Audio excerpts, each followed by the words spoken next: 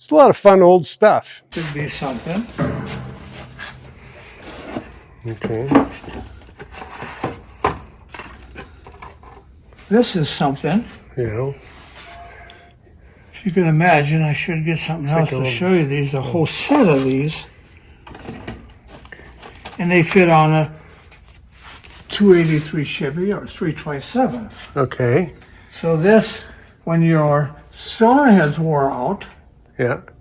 and the push rod were in the thing and the rocker arms didn't stay aligned. Oh, right. Because the only thing that kept them aligned was the cylinder head and the push rod.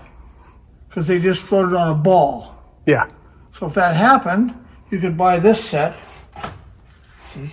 And they put this rubber cushion on top of the valve spring. Oh. Then you put this metal thing set inside here. I don't know if you can see that very well. Yeah, I think I can. It's got obviously a tapered design to it. Yeah, tapered design here. Fits down in here. Mm-hmm. Now, this holds this on the valve spring, and the rocker arm sets in here and realigns it. Oh, yeah, it has to stay right there. Okay. Yeah, it has to stay here Wow. for probably a couple miles or so. Yeah. A couple miles. And this is stuff that was made probably in the 60s, right after, maybe the 50s, Uh-huh. to correct this push rod where it wore the hole in the cylinder head, so it wouldn't keep a line. Okay. So this is an alignment, rocker arm alignment. Yeah. Kit. Yeah. Chevrolet. From 55 to 63. There you go. But not 348, because they had a bigger valve spring. Right, that was a different setup, So yeah. that's a no-no. Huh. This is made and looks like St. Louis.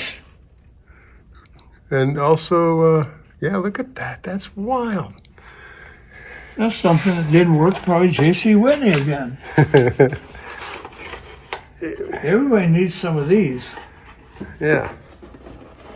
That's Yeah, a rocker arm alignment for your 55 Chevy. yeah.